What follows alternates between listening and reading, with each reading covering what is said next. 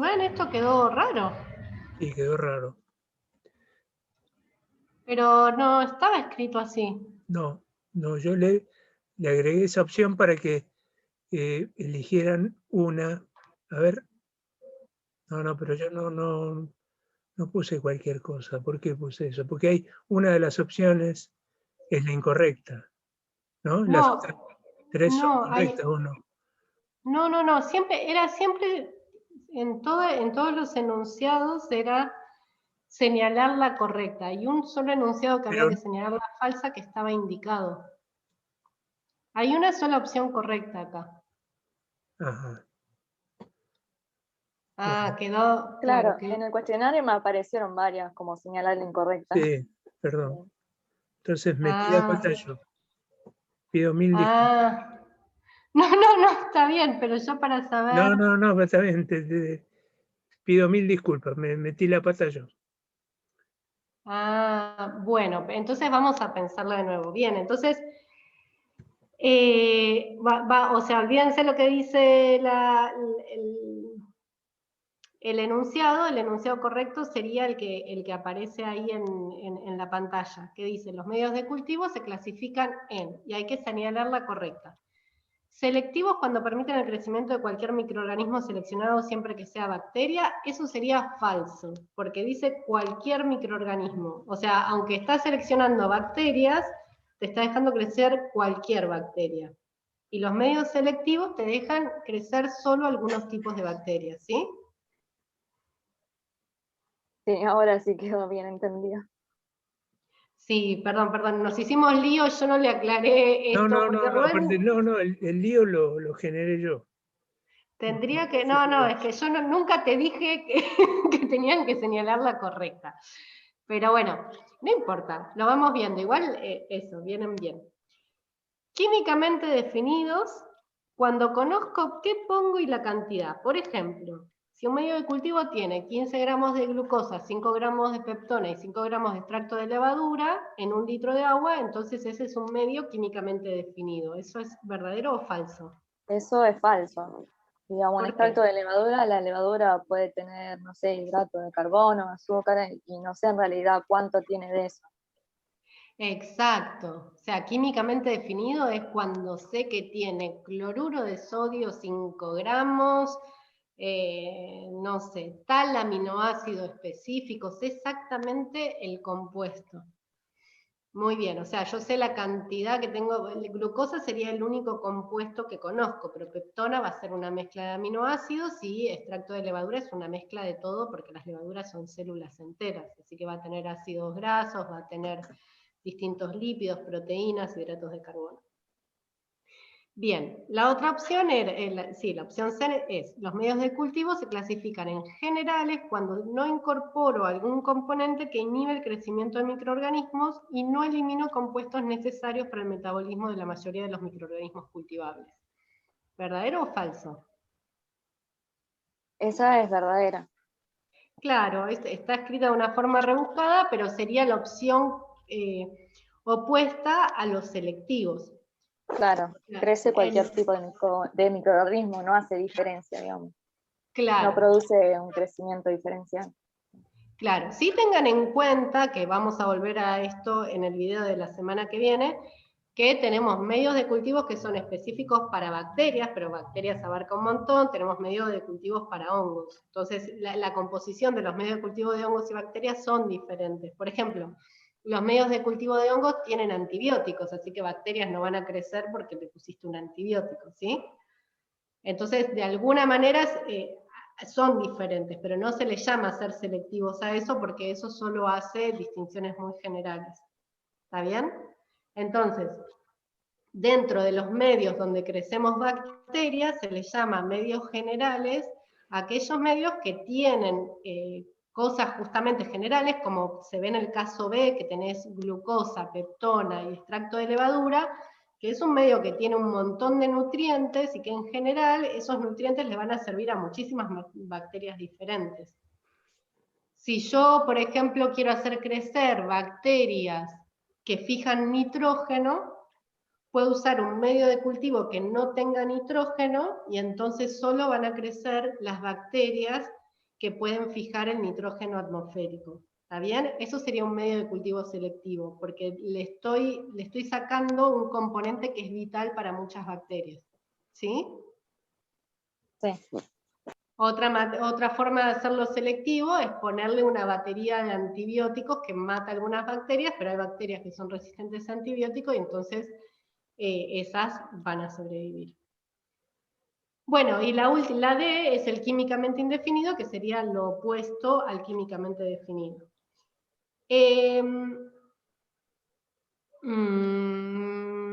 Creo que con esto... hay otra distinción que yo no me acuerdo si se los mencioné en el video, pero hay otro tipo de medios de cultivos. En general, en los selectivos, hay otra distinción que se puede hacer, que son los medios de cultivo diferenciales. ¿Saben cuáles son esos?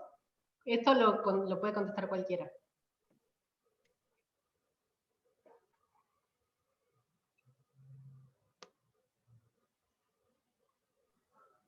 ¿Pueden contestar? No me lo acuerdo. Gracias. Les iba a decir justo que pueden contestar que no. Los medios de cultivo diferenciales son los que te permiten definir, por ejemplo, yo uso un medio selectivo en donde solo me crecen las enterobacterias, ¿no? Que son un grupo de bacterias que abarca distintos géneros. Pero bueno, son un grupo taxonómicamente diferenciado de otro resto de bacterias. Entonces hasta ahí tenemos un medio de cultivo selectivo. Pero dentro de las enterobacterias hay bacterias, por ejemplo, que fermentan lactosa o que producen gas, etc. Entonces yo le puedo agregar a mi medio de cultivo algún indicador que me permita saber si esa bacteria está fermentando lactosa. Entonces, dentro de las enterobacterias, en este medio de cultivo, si yo le pongo un indicador, puedo saber cuáles de esas enterobacterias son fermentadoras de lactosa y cuáles no. Entonces, ese medio de cultivo, además de ser selectivos para enterobacterias, va a ser diferencial para enterobacterias fermentadoras de lactosa. ¿Se entiende? La diferencia es como que voy un paso más adelante. ¿Sí? Me crecen distintas bacterias, pero dentro de un grupo más chiquito, entonces ya estoy hablando de un medio selectivo, y en mi placa de agar con las colonias, yo puedo distinguir distintos géneros de acuerdo al color de la colonia, por ejemplo, y a eso se le llama medio de cultivo diferencial. ¿Está bien? Sí. Buenísimo. Vamos a la pregunta 6, que la tiene Lisandro. Esta la contestaron bien todos. Dice, para el trabajo en esterilidad, señalar la verdadera, ¿se utiliza un mechero que genera una campana de esterilidad en un área limitada alrededor del mechero? Esa verdadera. Bien. ¿Se puede utilizar un flujo laminar que genera una campana de esterilidad por calor como el mechero, pero en un espacio más grande y encerrado? Esa es falsa. ¿Y cómo produce esterilidad el flujo laminar? Porque tiene filtros de 0,2 micrómetros. Bien, El flujo de aire viene el flujo de aire contaminado, se filtra y pasa estéril, digamos. Perfecto. Ese tamaño de poro de filtro es el mismo que usamos cuando queremos filtrar medios que no puedo autoclavar, por ejemplo. No es el mismo filtro, pero sí usa el mismo tamaño de poro, ¿sí? Bueno, la otra decía, ¿se debe esterilizar previamente la mesada de trabajo con alcohol 70 o lavandina al 10%? ¿Por qué está mal esa? Porque la lavandina al 10% y el alcohol al 70% desinfectan, no esterilizan. Perfecto, buenísimo. Se debe utilizar siempre guardapolvos, guantes y barbijo. ¿Verdadero o falso? Y esa tiene algo de verdadero. No, es falsa. El barbijo no hay que usarlo siempre. De hecho, no es algo que se suele usar. No está dentro de las cosas obligatorias para usar. ¿Sí? El guardapolvo y los guantes sí, porque no sabemos si con lo que estamos trabajando es patógeno, así que hay que usar siempre los guantes. Igual, si van a trabajar en el mechero, tienen que tener mucho cuidado cuando usan guantes, porque si llegan a tocar el mechero, se pueden quemar, se puede quemar el guante y quedarse pegado a la piel, y eso los puede lastimar. ¿Está bien? Sí, sí. Bueno, Lisandro, la siguiente también te toca a vos. ¿Por qué, profe?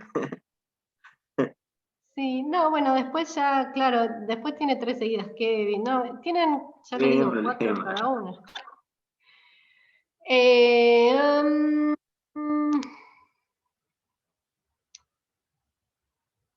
La 8, ¿no? No, perdón. La Espérenme, 7, la 7. Ahí está, gracias. Ah, esta difícil de redactar fue... ¿Cuál de las siguientes secuencias de paso considera más apropiada para repicar un cultivo líquido a uno sólido bajo mechero? No voy a leerlas todas, vos me vas a decir cuál elegiste y por qué desechaste las otras. Es muy largo para leer, digo. Bueno, yo elegí abrir el tubo del cultivo, flamear la boca del tubo, tomar la muestra con el anza estéril, flamear el tubo y volverlo a cerrar y transferir a la placa del Petri. Bien. ¿Y por Las qué? otras hablaban más o menos de lo mismo, pero cambiaban los pasos, que por ahí no esterilizaban antes, y lo que haces es contaminar la muestra, digamos. Claro, esta lo que tenía es que flameabas la boca del tubo de donde sacabas la muestra antes y después, o sea, después de abrirlo y antes de meter el anza, y después, antes de cerrarlo, volvías a flamear. En otros casos, por ahí no flameabas antes de cerrar el tubo, o no flameabas antes de meter el anza. Entonces todo eso puede hacer que la boca del tubo esté un poco sucia y con los movimientos termines contaminando ese tubo, ¿sí? Claro. Entonces siempre cuando uno abre un tubo que quiere que quede estéril, siempre lo flameamos antes y después. Bueno, y el ANSA siempre tiene que estar estéril también, pero en todos los casos de alguna manera decía que estaba estéril. Y en alguno de las opciones te decía cómo esterilizarlo, que era dejándolo en la llama del mechero hasta que se pusiera el rojo vivo. Bueno, Anabela, para determinar la concentración de bacterias de una muestra se debe. ¿Qué elegiste?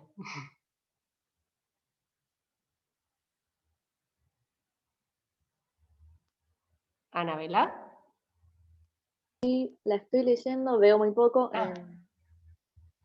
Creo que la C, elegir las placas que cumplan con la cantidad de unidades formadoras de colonia adecuada, multiplicar el valor obtenido por el factor de dilución y relativizar a un litro. Bien. La opción A decía hacer diluciones seriadas de la muestra y luego plaquear cada dilación por la técnica de estría adecuada. ¿Por qué estaba mal esa?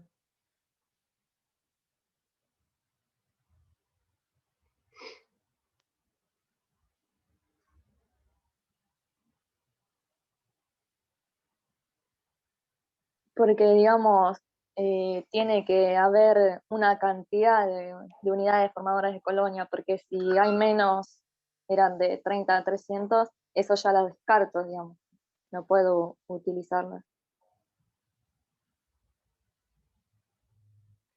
Pero yo tengo una muestra que yo no sé qué cantidad de unidades formadoras de colonia me va a producir.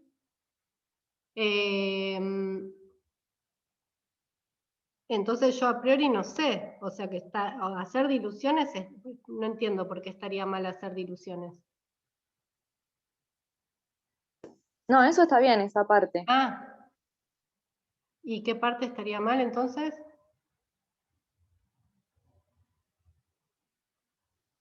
Yo seleccioné la C porque me parecía digamos, la más completa. Ah, ok, listo, bien. La A, o sea, la parte de hacer las diluciones está bien, porque vos no sabés cuánta muestra vas a, o sea, capaz que ni siquiera, o sea, vos lo que haces es agarrar la muestra tal cual y la sembrás, y además sembrás diluciones, ¿no? Porque vos no sabés si en tu muestra va a haber muchas o pocas bacterias, entonces estás trabajando a ciegas y vas viendo. El tema es que no haces un estriado, esa es la parte que está falsa. ¿Por qué no haces un estriado? La A dice Claro, que porque haces... yo quiero saber, digamos, la concentración. Sí, Y el estriado era para aislar, digamos, ¿qué quiere decir eso?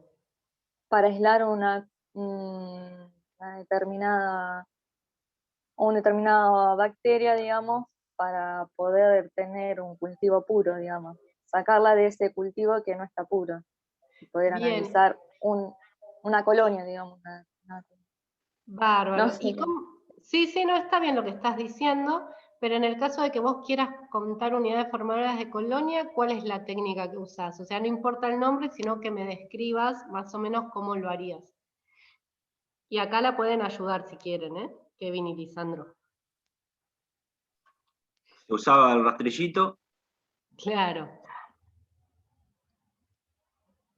¿Cómo se llamaba ese rastrillito? ANSA, Sí, ANSA, no me acuerdo. Ansa de Drigalski, esas de son Grigal. cosas que tienen Ahí que estaba. saber. Sí. Y usábamos el rastrillito, ¿y qué hacías con el rastrillito? Esa para hacer el cultivo superficial, digamos. Claro, Claro, eso para recuento, digamos. claro.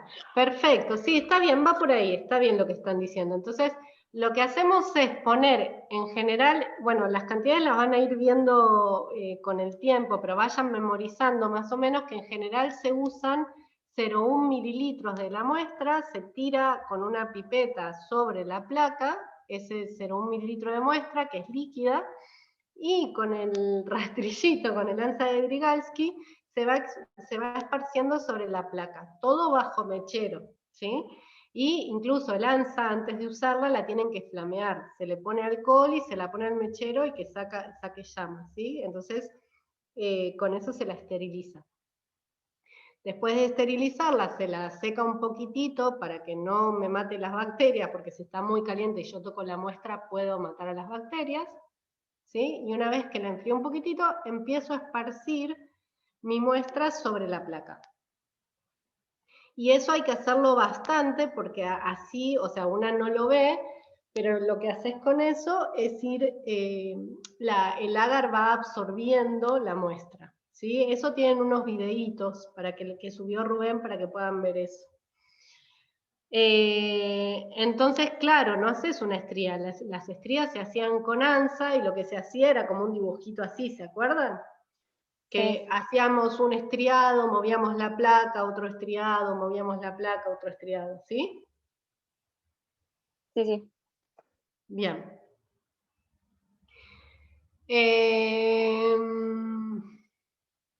La pregunta 9, ahora sí, esta le toca a Kevin. La pregunta 9 dice, las unidades formadoras de colonia refieren a... ¿A qué refieren, Kevin? A los puntos en la placa de Petri, Claro. Vos habías puesto que son las la bacterias... turbidez. Sí, ¿por qué pusiste eso? No sé por qué se me vino a la cabeza que generaba turbidez en agua, pero después era otra cosa. Se me Ahora, mezclaron las cosas. ¿quién genera turbidez en el agua?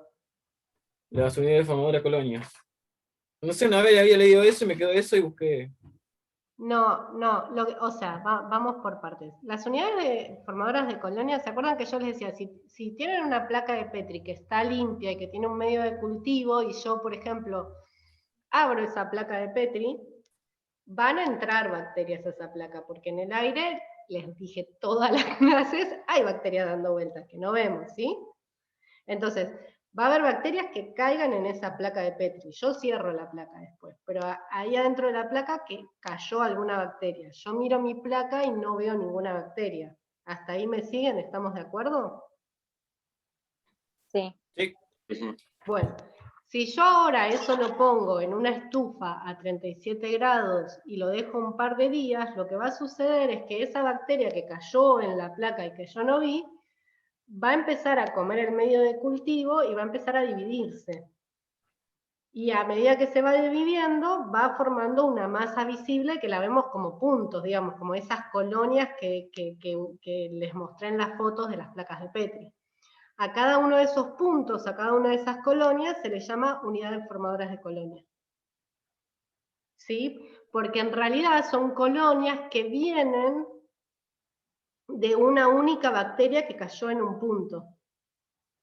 Entonces, en realidad, cuando reportás tu resultado, lo reportás en unidades formadoras de colonia, porque cada colonia que contás corresponde a una única bacteria que cayó en ese punto y formó una colonia. ¿Se entienden por qué se llama unidades formadoras de colonia? ¿Por qué una habla? Cuando ustedes tengan que trabajar y tengan que decir, bueno, yo analicé este alimento y me dio que tiene, no sé, digo cualquier cosa, que tiene 20 unidades formadoras de colonia por mililitro, lo que quieren decir con eso es que ustedes hicieron un tratamiento de ese alimento que analizaron, lo plaquearon, y cuando contaron en la placa encontraron una X cantidad de colonias que después haciendo las cuentas le dio que correspondía a 20 unidades formadoras de colonia por mililitro. ¿Está bien? ¿Entienden de dónde viene la palabra? Sí, sí. Sí. Ahora sí. Bien, porque esa bacteria es esa que cae, es la que va a dar lugar a la colonia. Entonces es una unidad formadora de colonias. Bien. Y esto que decías, Kevin, de la turbidez, iba por ese lado, por eso lo puse, para que se confundieran, pero no es lo mismo. Digamos, las bacterias en sí, es cierto que te dan turbidez. De hecho, una forma de, si vos tenés un líquido, una forma de contabilizar las bacterias es meterla en un aparatito. Vos tenés, por ejemplo, un tubo de ensayo, lo metés en un espectrofotómetro y de acuerdo a la densidad óptica que midas, o sea, de acuerdo a la densidad óptica que midas a la salida, vas a poder tener una estimación de la concentración de bacterias que tiene eso, porque las bacterias le dan turbidez. ¿Sí? Ah, sí, sí, sí. Entonces es cierto, si vos tenés un líquido que está transparente, vas a pensar que no está contaminado, y si lo ves turbio, vas a pensar que puede llegar a tener bacterias. De hecho, eso, cuando llevas a crecer un medio de cultivo líquido, lo primero que haces 2 días después, o sea, vos lo llevas a la estufa, y cuando lo sacás de la estufa, lo mirás a trasluz y decís, ¿creció algo o no? Y mirás si está turbio. Y después lo contabilizás, pero en principio lo mirás así. Pero guarda, porque ahí estás hablando de bacterias, no de Sí. unidades formadoras de colonia. Exacto, exacto. Bien. Vamos a la 10, nos quedan 3. El montaje en fresco de una muestra. Y acá te volviste a confundir vos, Kevin. ¿Qué Sí, pasó? esta no la sabía directamente. Bueno, pero no importa, se supone que para hoy sí la tenés que saber. Sí. Me tenés que decir la respuesta porque te estoy evaluando. La correcta había sido permitir que una muestra se pueda mirar en el microscopio de una manera rápida y sin fijar ni teñir. Algo así era. Bien. ¿Por qué? O mejor dicho, vos pusiste permite distinguir entre gram positivas y Sí. gram... A Bien. eso tiré. Pusiste cualquier cosa, mandaste fruta. Sí. ¿Y al por qué no tuntún. te deja distinguir entre gram positivas y gram negativas? Ah, no sé. ¿Vos miraste el video? No, este último no llegué a mirarlo, por eso tengo la mayoría. Ah, bueno, pero para hoy tenías que mirarlo, era parte Sí, de sí, la sí. consigna. Digo, te estoy evaluando que no lo miraste. Por eso les dimos un tiempito también. Bueno, entonces o sea, no sabes la respuesta de esta entonces. Exactamente. Bien, ¿alguien le quiere explicar a Kevin cuál es la correcta? El caso de las gram positiva y gram negativa era porque no se podía teñir, no se tenía en esta. Claro, para diferenciar entre gram positivas y gram negativas, tenés que teñir las bacterias, tal cual. De hecho, el nombre de bacterias gram positivas y gram negativas es por cómo se tiñen con el colorante de gram. Y eso, bueno, también creo que lo vieron en la teórica, es una coloración muy importante porque nos permite hacer una clasificación muy útil dentro de las bacterias, ¿sí?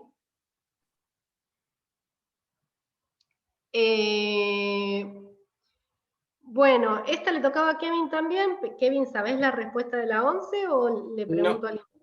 Las No. últimas dos no, esa no. Bien, ¿quién quiere contestar la 11? ¿Qué dice la 11? Porque no la veo. Carmen, lo que pasa es que no está en pantalla la Ah, no la está. pregunta. Se ve hasta Ah, la pregunta perdón, 9. porque yo... Tenés que Ay, mover el perdón. archivo. Ahora sí, Gracias. ahora sí. Es que yo estoy con otro archivo donde tengo las respuestas de ellos. Perdonen. Bien, la 11 dice, las tinciones diferenciales permiten distinguir un único tipo celular por contraste, ¿verdadero o falso? Esa es falsa. Falso. ¿Por qué?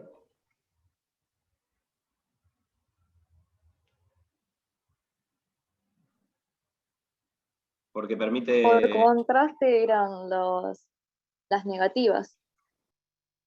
Sí, digamos,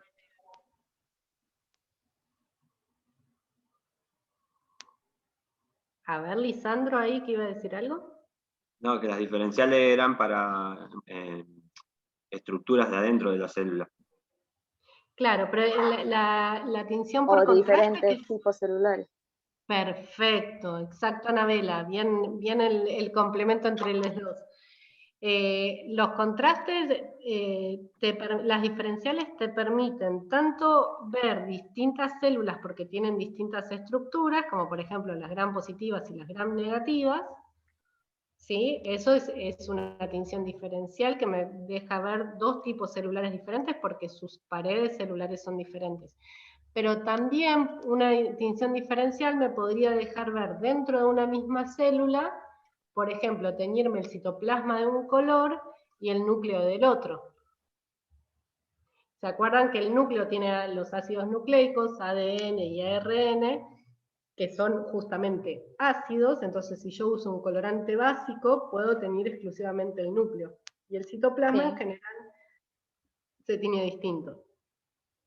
Eso es una distinción diferencial. Ahora, la pregunta que decía que me deja distinguir un tipo celular por contraste. ¿Qué cosa me deja ver una célula por contraste?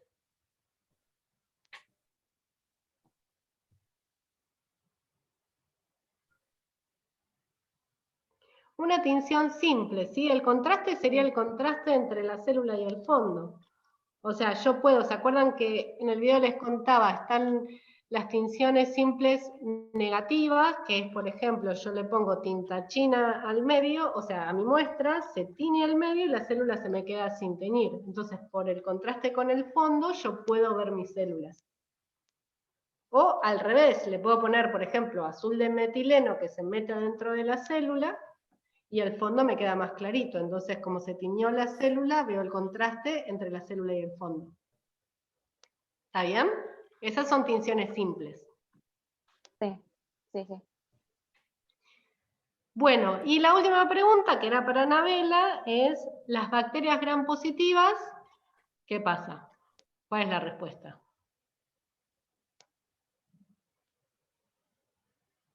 Tienen una capa gruesa de peptidoglicano. Perfecto. Las gram negativas son las que tienen la capa fina de peptidoglicano. Las Bien. gram positivas se tiñen, quedan de color violeta. ¿Y te O sea, acordás no la se van a gram? teñir de color rosa. Claro, las gram negativas quedan de rosa.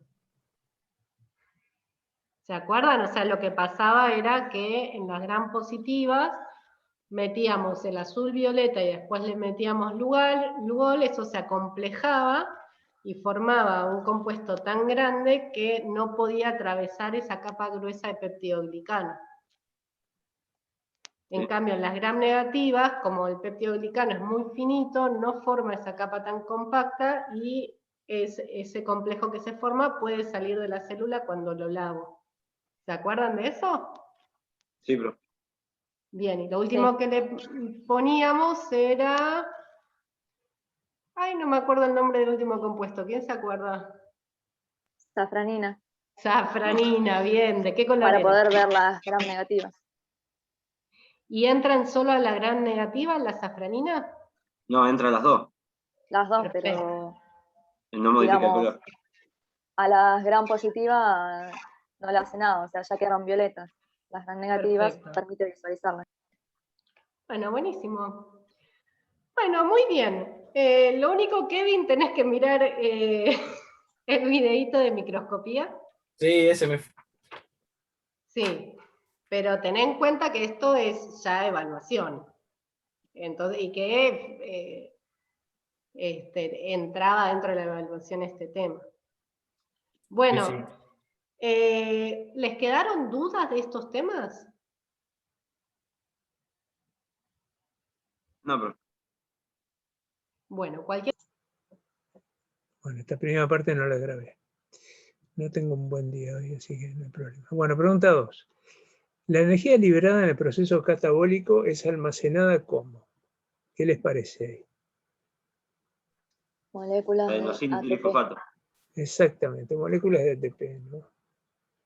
Eso ahí en la clase se especifica, ¿no? La molécula de ATP, las unidades fosfato, en general el proceso que se da es de la síntesis de ADP más un fosfato, se sintetiza, se forma una unión fosfodiéster que almacena mucha energía. Se necesita energía para que se forme de ADP a ATP, ¿no? Eso está explicado en el teórico.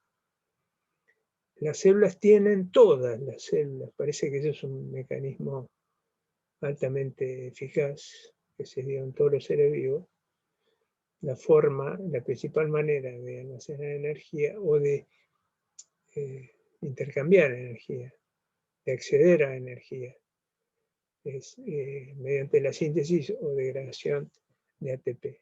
O sea, eso es un mecanismo rápido y ágil de almacenar una energía que se libere o de incorporar una energía que está almacenada en el ATP, ¿no? Entonces, los sistemas biológicos tienen esos mecanismos que son muy ágiles y rápidos. Además, el ATP lo usan, por supuesto, es un nucleótido que se usa para incorporarlo en la molécula de ADN, y también son segundos mensajeros, en fin. El adenil monofosfato, perdón, adenosil monofosfato o adenosil difosfato también funcionan como mensajeros químicos intermediarios en los procesos celulares más complejos. Pero una de las fuentes más útiles para las células es la manera de almacenar energía que tienen.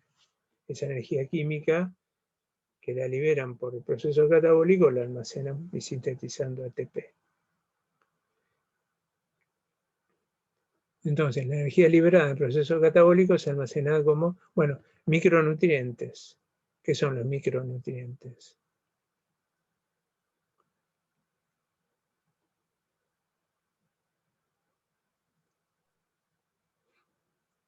¿Saben? Creo que eso por ahí no. Los micronutrientes son los vitaminas y minerales. No, los micronutrientes son aquellas moléculas que están en muy baja, que se requieren en muy baja concentración, ¿no? Es decir, determinados, bueno, los minerales, dijiste. Sí, profe. Sí, minerales, sí, perfecto. Bueno, y algunas vitaminas pueden también funcionar como micronutrientes. Las moléculas de dióxido de carbono, la energía liberada en el proceso catabólico se almacena, bueno, no como moléculas de dióxido de carbono, porque ahí no hay almacenamiento de energía en esa molécula. Y en moléculas de NADH. ¿Qué es el NADH? ¿Se acuerdan? Un nucleótido. Es nicotinamida, adenina, dinucleótido. ¿Pero por qué figura como NADH? Porque está en los procesos de redox. Exactamente. Y Ahí estaría reducido. En este caso está reducido. Entonces hay dos formas, reducidas y oxidadas. Entonces las células, todas las células, vegetales, las células eucariotas, ya sean vegetales o animales, los hongos, los procariotas, otro de los mecanismos que están muy difundidos en todos los procesos metabólicos son los procesos redox. También la célula, mediante esos procesos redox, después los emplea para la obtención de energía. Entonces, los dos mecanismos principales en los procesos metabólicos son los de liberación de energía y almacenamiento de esa energía, como ATP, y también la liberación, porque hay oxidación o reducción de moléculas que lo que hacen es liberar, los de oxidación liberan electrones, y esos electrones los capta el NAD, oxidado que pasa a NAD reducido, o hay otra molécula que es el FAD, FAD. Y esos están muy distribuidos, diseminados en todos los mecanismos metabólicos de todos los seres vivos.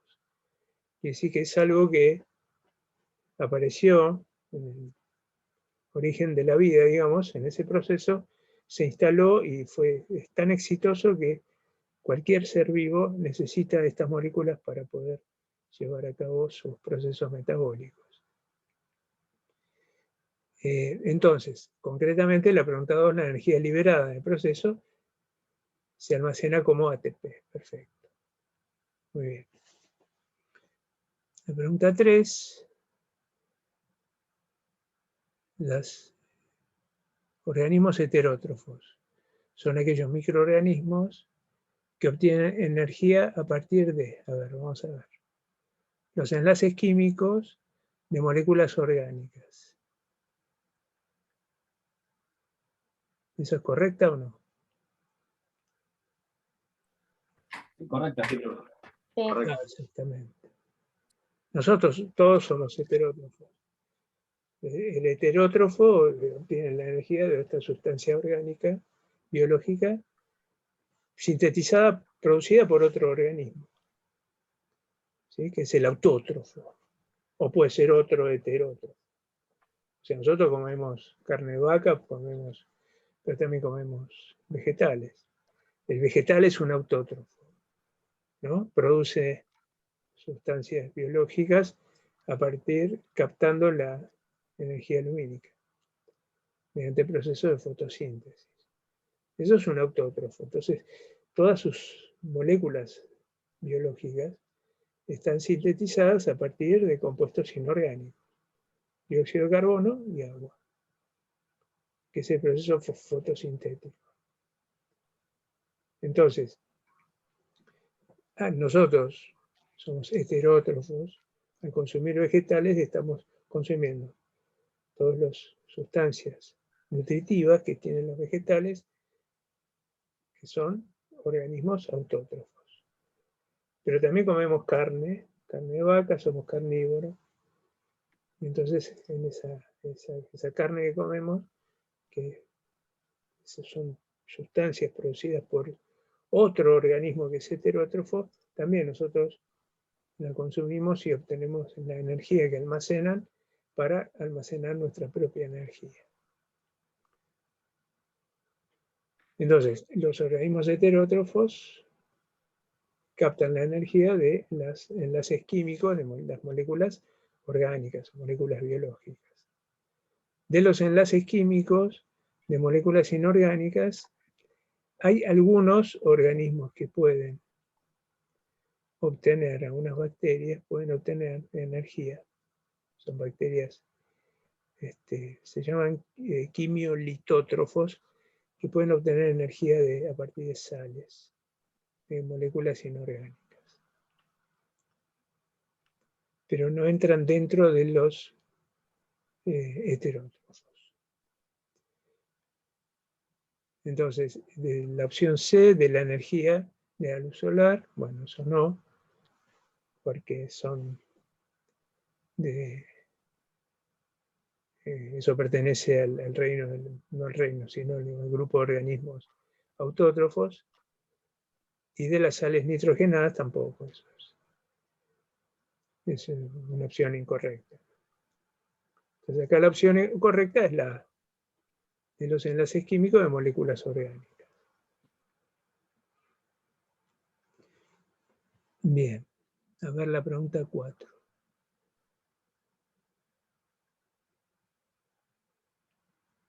Ah, bueno, acá está mal puesta la opción. Pasó. Pregunta 4, déjenme que miro. Algo pasó acá.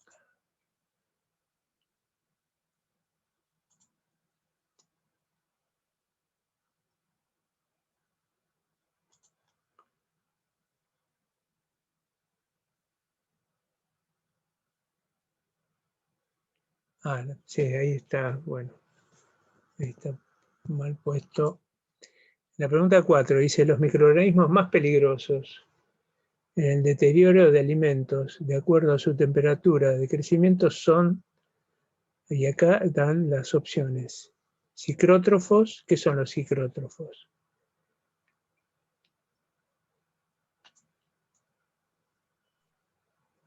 Que se pueden a muy baja temperatura. Perfecto.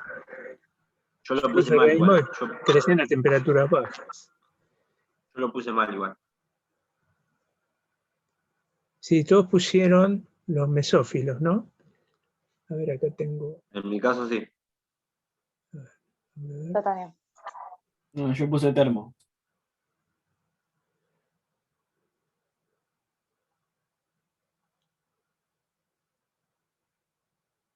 Sí. Sí, sí, en los tres esa opción está equivocada, es errónea.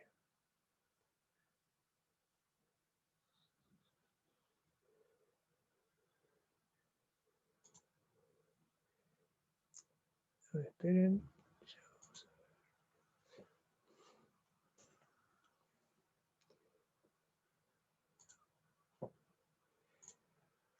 Bueno, acá,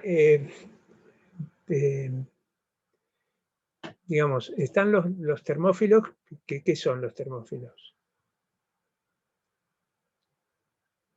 Que crecen a altas temperaturas. A altas Exactamente. temperaturas. Sí. Crecen a muy altas temperaturas, y los mesófilos que crecen a temperaturas medias, digamos, como su nombre lo indica, muchos crecen a temperatura ambiente.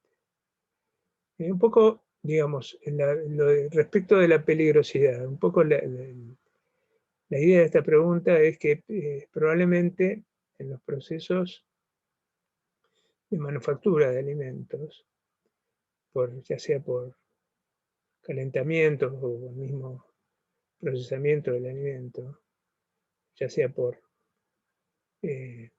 pasteurización o por, por calentamiento del alimento, probablemente ahí estemos enfocados en la eliminación de los termófilos y los mesófilos. Sin embargo, es probable que los psicrótrofos sean microorganismos que son los que logran sobrevivir en frío, sean aquellos microorganismos que sean más difíciles de eliminar, ¿no? Y entonces sean esos microorganismos que quizás puedan desarrollar al ser almacenado en frío y puedan producir alteraciones en los alimentos y puedan producir algún efecto tóxico. Siempre uno piensa que los alimentos en frío se previene el desarrollo bacteriano, y entonces eso no es verdad. Si hay presencia de microorganismos psicrótrofos, estos son los que pueden ser responsables en algunos casos de producir una patología. Pues un poco el sentido de la pregunta es ese. Es considerar, tomar en cuenta que estos tipos de microorganismos pueden desarrollar a 4 grados en un alimento almacenado en una heladera y pueden producir un efecto indeseable en el alimento y aparte producir una patología, ¿no? Es un poco la idea de la pregunta.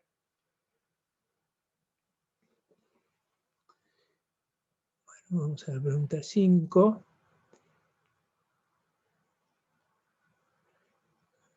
Un microorganismo anaerobio facultativo es aquel que, a ver, ¿alguien se anima a definirlo? ¿Qué es anaerobio y qué es anaerobio facultativo? Anaerobio que vive sin presencia de oxígeno. Exactamente. Y Entonces, facultativo, sí, dale. prácticamente necesita un poco de oxígeno o sobrevive a pocas concentraciones de oxígeno. Es decir, facultativo es que tiene la facultad de vivir en condiciones de anaerobiosis, o sea, sin oxígeno. Quiere decir que puede vivir con o sin oxígeno. Eso es un anaerobio facultativo. Puede vivir en 2 condiciones, en esas 2 condiciones. Entonces, las opciones propuestas en la pregunta son la A, no crece en presencia de oxígeno. ¿Eso es verdadero o falso? Falso. Falso. Ojo, porque es un anaerobio facultativo. Entonces yo lo pongo en anaerobiosis, o sea, le saco el oxígeno, ¿va a crecer o no va a crecer? Si es un anaerobio facultativo. Sí, si le sacas el oxígeno va a crecer. Sí, porque tiene la capacidad de vivir en ausencia de oxígeno. Claro. El microorganismo que muere en ausencia de oxígeno es un anaerobio estricto. Perdón, es un aerobio estricto, perdón. Es un organismo que en ausencia de oxígeno muere. Necesita sí o sí oxígeno. Entonces, en anaerobiosis, un aerobio estricto, en anaerobiosis va a morir. Se requiere el oxígeno, bueno, para llevar a cabo todos los procesos metabólicos. Pero un facultativo, un anaerobio facultativo, tiene la capacidad de poder vivir en anaerobiosis. Puede vivir sin oxígeno. Y si yo lo pongo con oxígeno, también puede vivir.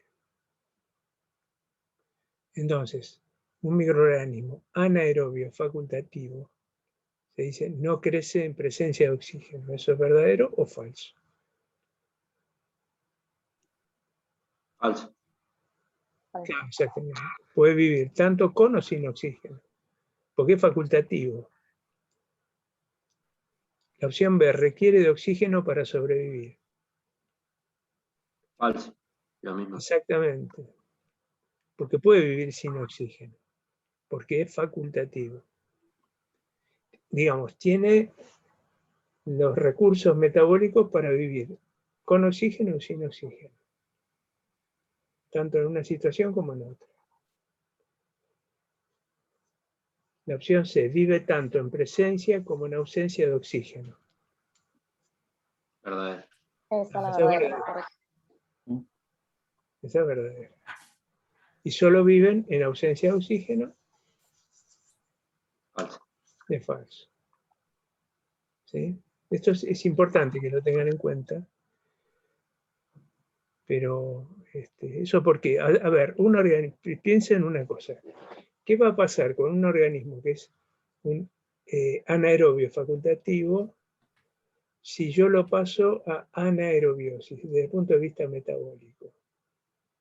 Piensen en todos los pasos. A ver si yo creo que tengo, si me esperan un segundo. Acá tengo una. A ver ahí. ¿Se ve? No, yo no. No. ¿No se ve?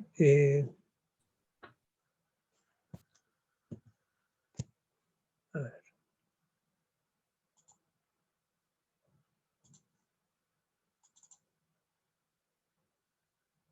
¿Se ve ahí? Sí.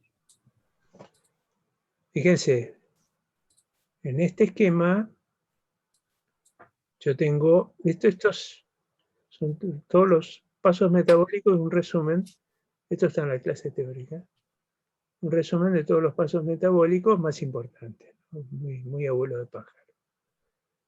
Fíjense, acá tienen todos los distintos pasos metabólicos durante la respiración, es decir, en presencia de oxígeno, y todas las vías metabólicas sin oxígeno, en ausencia de oxígeno. La vida sin aire, dice acá abajo. Entonces, hay microorganismos que son los aerobios facultativos que tienen estas dos vías metabólicas funcionando. Si yo los saco del oxígeno, le saco el oxígeno, lo que se va a producir son estas vías metabólicas. Entonces, ¿qué es lo que va a pasar? Va a haber una fermentación de ciertos productos. Es decir, que si yo tengo un organismo que es un aerobio facultativo, o sea, que tiene la capacidad de vivir con o sin oxígeno, si yo lo paso a un ambiente sin oxígeno, este organismo no va a respirar, no se van a dar estos pasos que son el famoso ciclo de Krebs a partir del acetilcoenzima A y después la cadena respiratoria con todos los electrones que se liberan en estos pasos, toda la cadena respiratoria con el consumo de oxígeno y la liberación de agua y dióxido de carbono y ATP. No se va a producir todo esto. ¿Por qué? Porque no hay oxígeno. Al no haber oxígeno, que es el que capta, el último que capta electrones en la cadena respiratoria, entonces esta cadena respiratoria no se produce y ninguno de estos pasos se produce. Quiere decir que el ATP que va a sintetizar y va a obtener la célula en ausencia de aire, o sea, en ausencia de oxígeno, es mucho menos, y lo que va, el producto final del metabolismo de esta bacteria en ausencia de oxígeno es la fermentación. Entonces, un microorganismo que es un aerobio facultativo, si yo lo paso a anaerobiosis, o sea, lo paso a una condición sin oxígeno, ese microorganismo va a fermentar. Estamos hablando, digamos, de bacterias, también de levaduras pueden producir este tipo de efectos fermentativos. Pero lo importante es esto, que lo que se va a producir es un producto de fermentación. Recuerden que el producto de fermentación es como consecuencia de todo este paso metabólico, que es la formación de una molécula orgánica que sigue almacenando energía, pero que no puede seguir catabolizándose porque, bueno, hasta ahí llegó el proceso metabólico. ¿Por qué? Porque no hay oxígeno. ¿Sí? Entonces, si yo lo paso a anaerobiosis, este organismo fermenta. Si este organismo ahora lo paso a aerobiosis, o sea, en presencia de oxígeno, lo que se va a producir es una degradación completa bueno, todo esto empieza acá con la glucosa, una degradación completa con la liberación de dióxido de carbono, está por acá, agua y ATP. Fíjense en este esquema todos los sitios en los cuales hay producción de ATP. Acá, acá y acá. ¿Sí?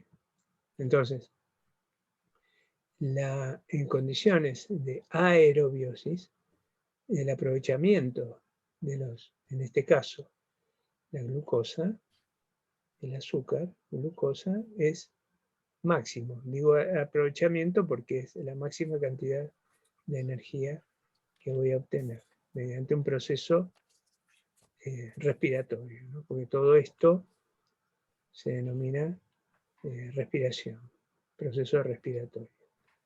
La respiración es la combustión total de la glucosa en dióxido de carbono, agua y ATP. ¿Sí? Entonces, en anaerobiosis, esta misma célula lo que va a producir es una fermentación. ¿Se entendió esto?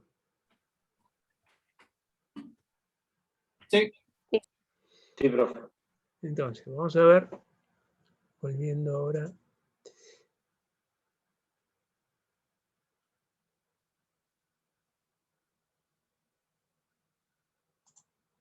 A la pregunta. Microorganismo anaerobio facultativo es aquel que no crece en presencia de oxígeno, requiere de oxígeno para sobrevivir, vive tanto en presencia como en ausencia de oxígeno, ese es el anaerobio facultativo, esta es la opción correcta, y solo viven en ausencia de oxígeno, esto es incorrecto. Es decir, que un anaerobio facultativo, si yo lo paso a condiciones anaerobias, fermenta. Si lo paso a presencia de oxígeno, ese organismo va a respirar y va a degradar completamente la glucosa. Después hay muchas variantes, ¿no? Esto yo traté de resumirlo al máximo porque todo lo que sea metabolismo es muy, muy complejo, pero después las bacterias también se las identifica según, como les dijo Carmen, por ejemplo, las que son fermentadoras de lactosa. Entonces, la lactosa es un hidrato de carbono y lo que producen es un producto de fermentación. Si en general el producto de fermentación conlleva un cambio de pH en el sitio en donde se encuentra la bacteria con la producción de ciertos productos coloreados por la misma acidez, en fin. Hay un montón de recursos bioquímicos, metabólicos, que posibilitan poder identificar al tipo de microorganismo que estamos creciendo. Eso forma parte de todos los recursos que tiene un microbiólogo para poder identificar el microorganismo en cuestión, ¿no? El microorganismo que está creciendo y que está aislando. Bien. Pregunta si el yogur es un probiótico producto de la fermentación. ¿Saben el concepto de probiótico? ¿Lo tienen?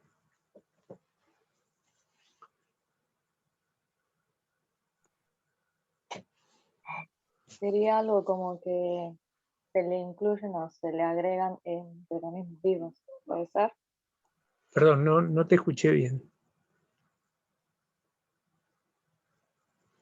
Que se le agregan, digamos, microorganismos vivos, Claro, el probiótico, algo así, exactamente, lo que... a propósito, para que realicen, digamos, fermenten en todo caso el yogur. El término probiótico es que, como su nombre lo sugiere, es pro vida, digamos. O sea, los probióticos son una serie de organismos, bacterias que se emplean mucho en la industria láctea, en los yogurts, en otros también alimentos, en los cuales son organismos que además de fermentar, por ejemplo, digamos, la leche, distintos compuestos de la leche, son organismos que son capaces de alojarse en la pared del intestino y promueven la flora intestinal. Entonces, muchos de estos yogur con probióticos, se emplean para reponer la flora intestinal. Entonces, se alojan en la pared del intestino y eso ayuda, tienen un proceso simbiótico con otras bacterias, con mismo las células de la pared intestinal y mismo con todas las células del sistema inmunológico que está asociado a la mucosa intestinal, y entonces todo eso genera un microambiente que favorece el metabolismo de otras sustancias, etc. Es decir, que eso es el probiótico. Es una bacteria que de alguna manera promueve la recuperación de la mucosa de la flora intestinal. Esos son los probióticos. Entonces, el yogur es un probiótico porque está integrado por bacterias, como bien dijiste. Esas bacterias son las que le van a dar las características del yogur.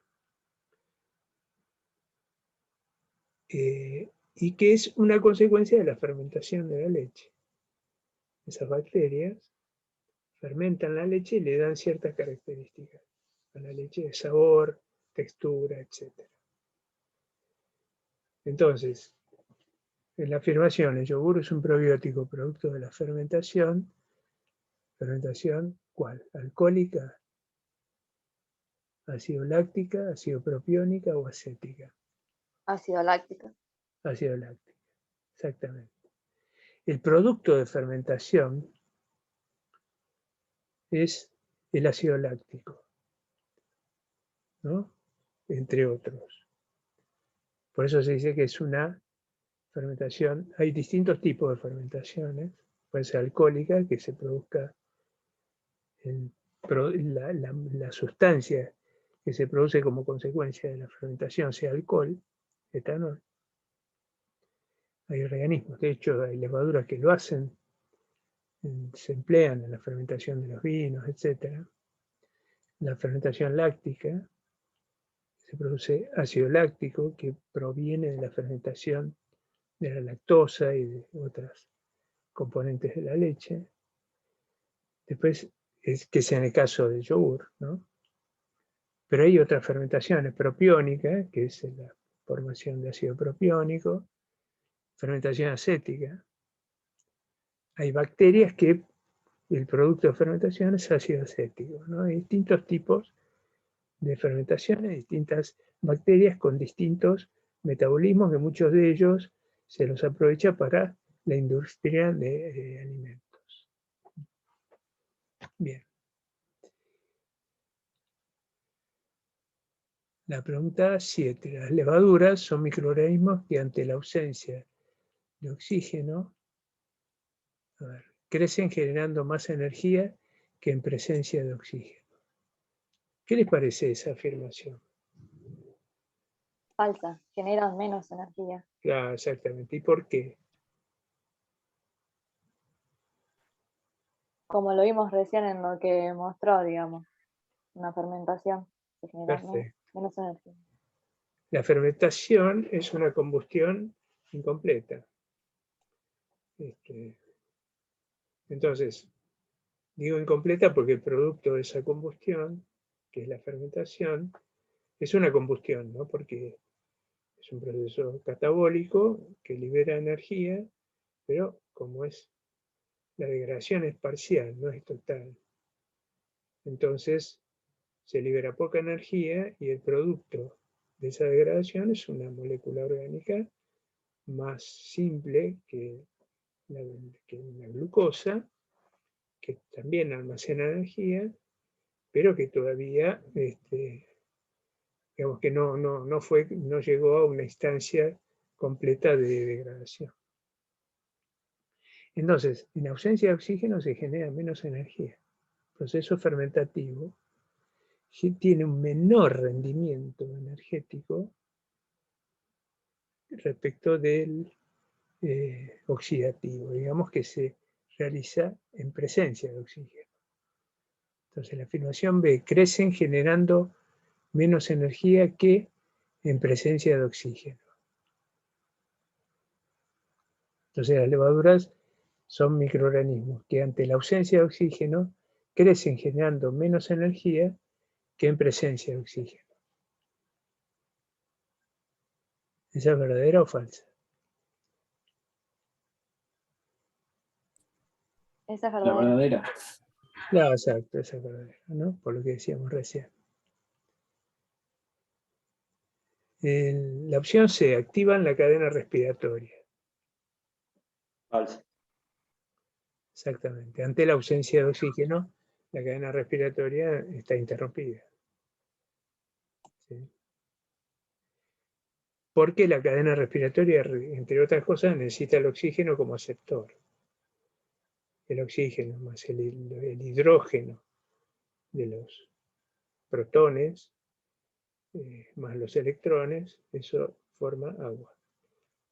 Entonces, la combustión completa en el proceso respiratorio, el último producto de toda la combustión es dióxido de carbono y agua. Y en la opción D, degradan ácidos nucleicos con mayor velocidad. Eso no totalmente descolgado, no tiene que ver con la presencia de oxígeno, los procesos degradativos de los ácidos nucleicos. Bien. Respecto del ciclo de Krebs. A ver, estas preguntas. ¿Dónde se produce el ciclo de Krebs? En las células eucariotas. La respiración. ¿Pero en dónde, en qué lugar, en qué organela se produce el ciclo? Mitocondria. En las mitocondrias. Y en la bacteria, si bien hay ciclo de Krebs, obviamente, se produce en el citoplasma. No tienen organelas las bacterias, ¿no? Entonces, al no tener mitocondrias, las bacterias tienen, el ciclo de Krebs se produce en el citoplasma, y aparte la cadena respiratoria, que en las mitocondrias se producen las crestas mitocondriales, en las bacterias ahí tienen estructuras membranosas, símil crestas mitocondriales, pero las tienen en la membrana plasmática. Son unas estructuras que alojan también las distintas moléculas que entran en los procesos de oxidorreducción para finalmente producir dióxido de carbono y agua. O sea, las bacterias respiran, las bacterias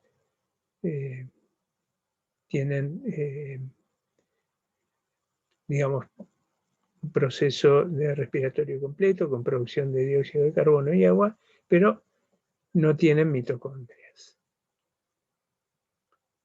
Ciclo de Krebs, a ver, la opción C. A ver, entonces la opción A se inicia previo a la degradación de la glucosa. ¿Eso es verdadero o falso? Falso. Falso. Eso es falso. Exacto. ¿Por qué es falso? Porque primero se hacía la glucólisis. Perfecto. Bueno, bien, bárbaro. Después de la glucólisis, entonces la opción B requiere de la síntesis del acetil-CoA para su inicio. Acetilcoenzima A. Verdadera. Eso es verdadero. Sí, es verdadera. Ese es un producto que viene de la glucólisis, ¿no? O sea, la producción de piruvato y después, en el proceso de ingreso a la mitocondria, digamos, hay una degradación ahí y se conjuga con la coenzima A e ingresa entonces esa forma, ingresa luego en el ciclo de Krebs. Bien. La opción C se produce en el citoplasma celular de las células eucariotas. ¿Es verdadero o falso? Falso. Exactamente. Falsa. Se produce en el interior de la mitocondria. La opción D requiere de la incorporación de la luz solar. Falso. Eso es falso también, ¿no? Bien, bueno. Pregunta 9. Respecto del glucógeno, seleccione la opción correcta. A ver, es una macromolécula constituida por aminoácidos. No, eso sería una proteína. Claro, No, esa es falsa. Exactamente, eso es falso. B, es un ácido nucleico que provee de moléculas de glucosa a la célula. Falso. Ah, Falso. exactamente. Es una macromolécula constituida por un polímero de glucosa que provee de moléculas de glucosa. Verdadero. Eso es verdadero, ¿no? Sí. Es una glicoproteína que se almacena en el citoplasma. Bueno, eso ya dijimos que es falso. O sea, digamos, la función del glucógeno se entiende, ¿no? Es una forma de almacenar. La célula, cuando tiene, digamos, suficiente energía, lo que puede hacer es hacer un proceso inverso, digamos, hablamos de proceso catabólico, el proceso anabólico. A ver, voy a buscar una imagen que por ahí es interesante que la veamos. Ah, acá la tenemos. A ver.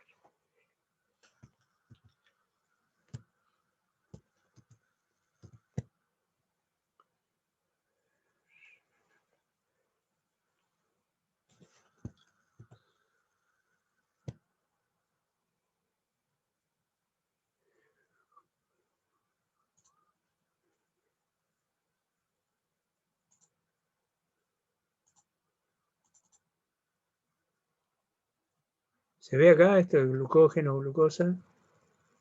Sí. Ok, entonces, digamos que el proceso de catabolismo, bueno, empieza, el glucógeno es una molécula, acá la tienen, es esta molécula. El glucógeno es una molécula con ramificaciones y cada puntito negro de esto es una molécula de glucosa. Es la forma que tienen las células de almacenar el combustible, digamos, que es la glucosa.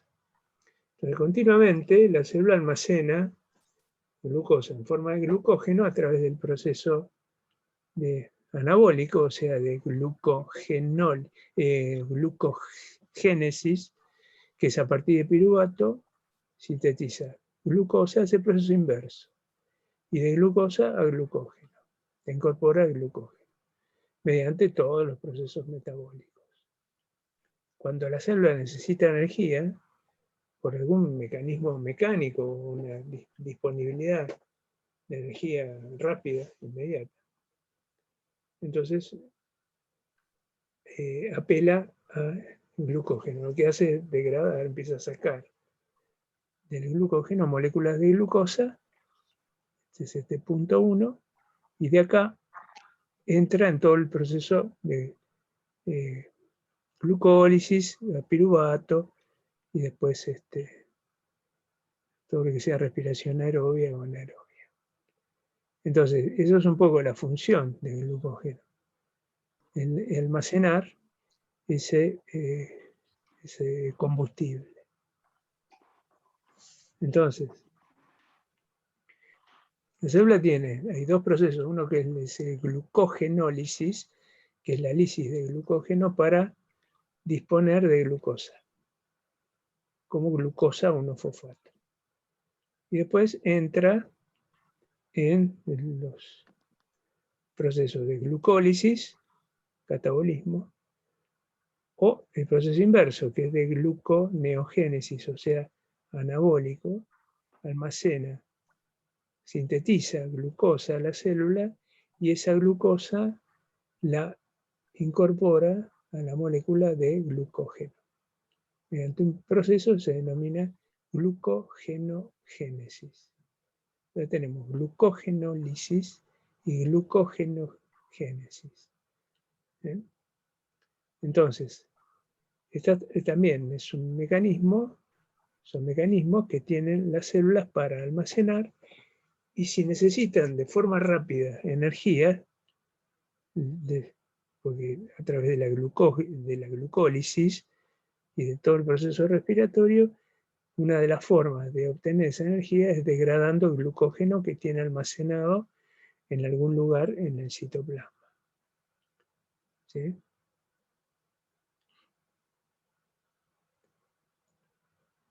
Bueno, esto quería mostrarles. A ver, vamos a...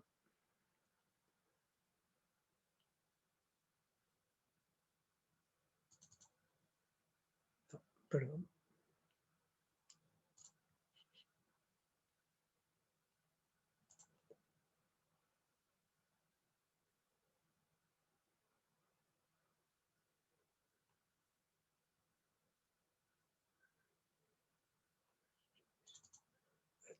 Pero,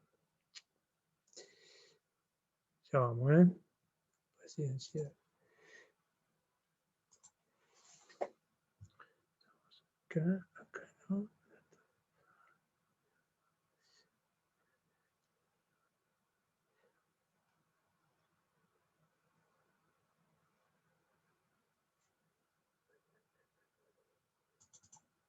Pero,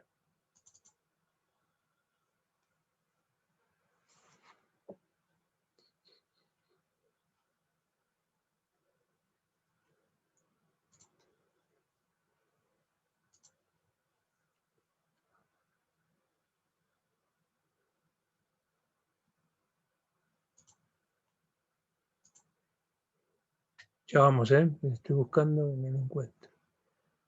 Acá está. Ahora sí. ¿Se ve ahora? Sí, profe.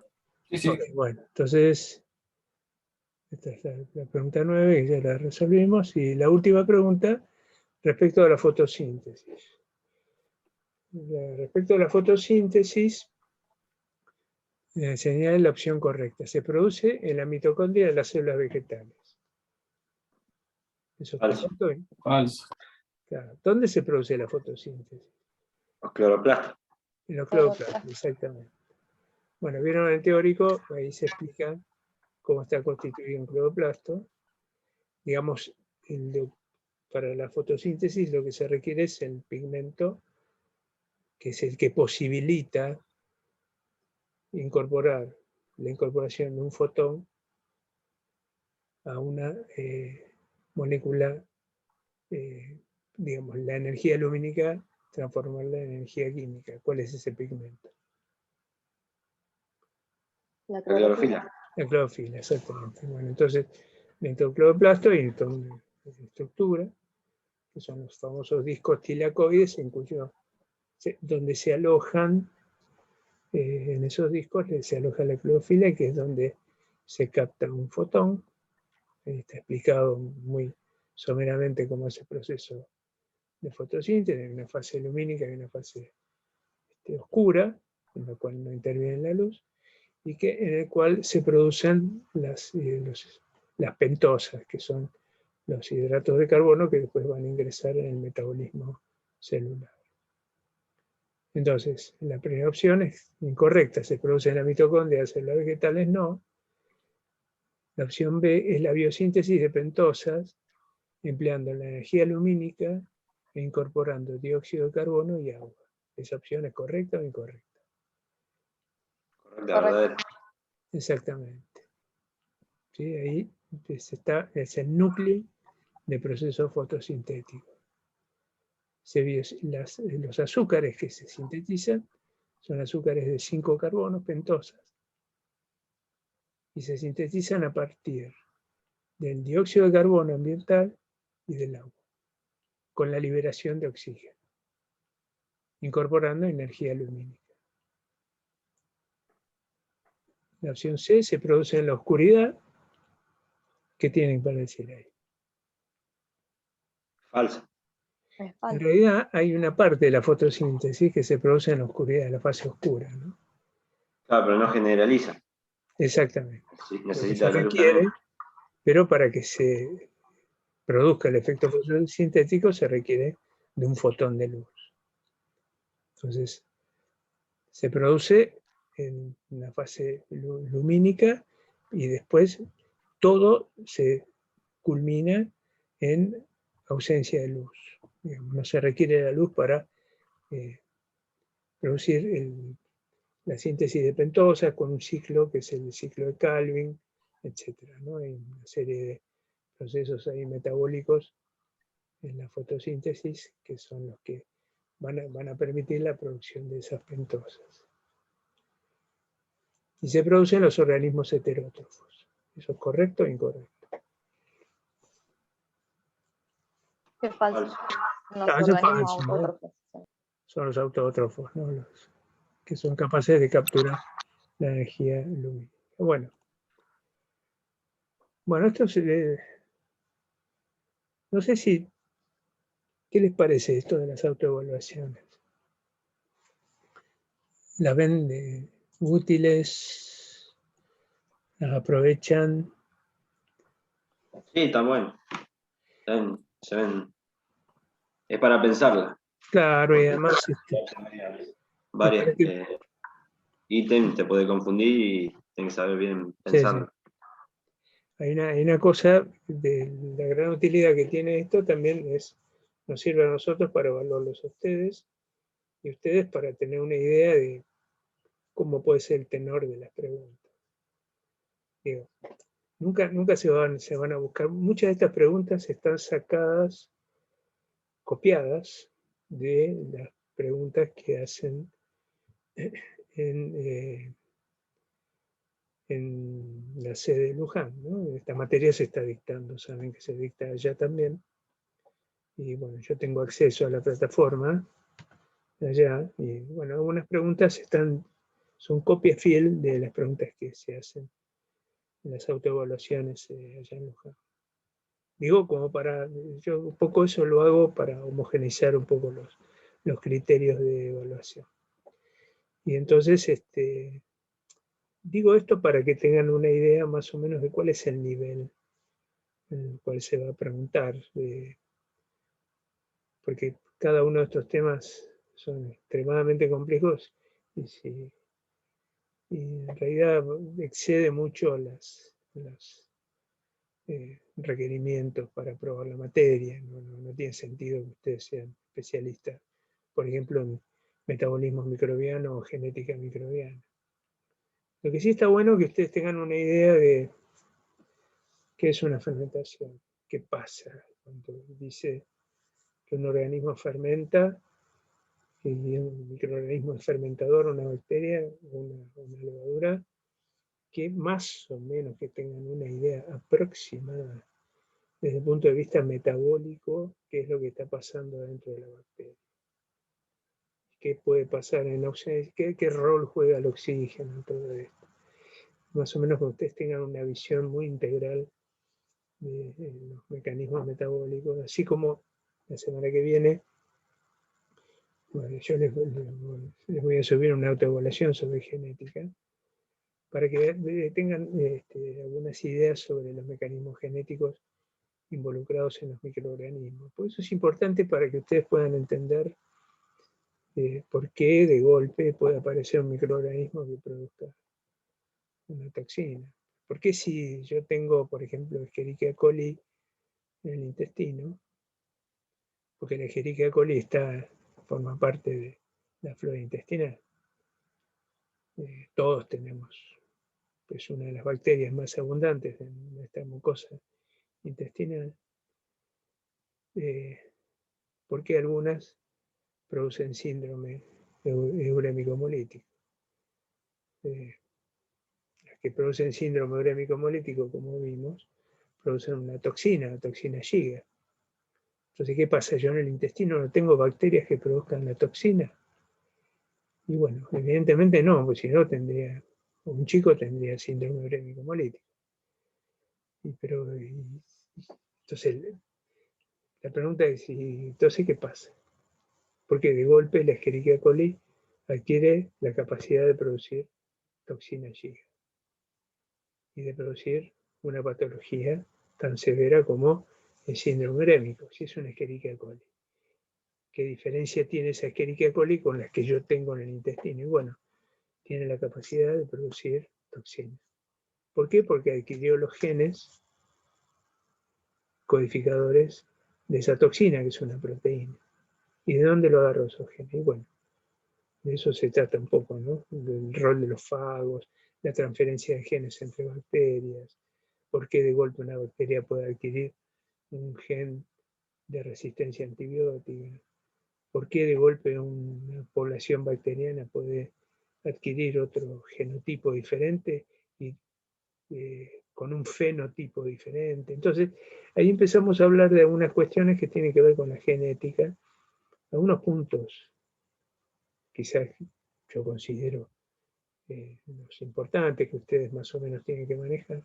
Genética microbiana, hay gente que dedica su vida a eso, o sea que es un tema enorme, infinito.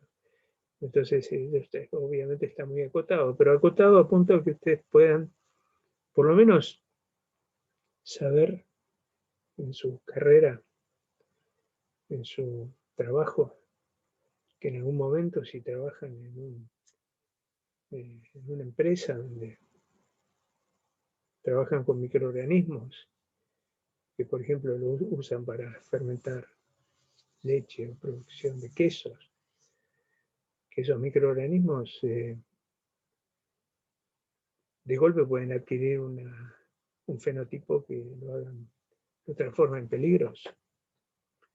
Entonces que adquiera genes que lo hacen peligroso a ese organismo, que empiece a producir, o por lo menos indeseable, que produzca algún elemento que, digamos, fermente la leche y el producto sea amargo, feo, desagradable, tóxico. ¿Qué pasó? Si están usando siempre la misma bacteria, siempre el mismo plantel de bacterias. Bueno, de eso se trata. Ustedes traten de entender, bueno, que son organismos vivos, pero no son estables, eternamente iguales. O sea, pueden aparecer variantes genéticas que adquieran un fenotipo indeseable. De eso se trata, que ustedes más o menos tengan una idea de cuáles son los mecanismos que pueden estar, algunos de los mecanismos que pueden estar involucrados. Es un poco la idea, ¿no? Pero en forma muy resumida. Así que bueno, la semana que viene yo les voy este fin de semana voy a armar la autoevaluación de genética, repasen todo lo que vimos de genética y bueno, el viernes que viene la resolvemos acá en el Zoom. Bueno. Dale, profe.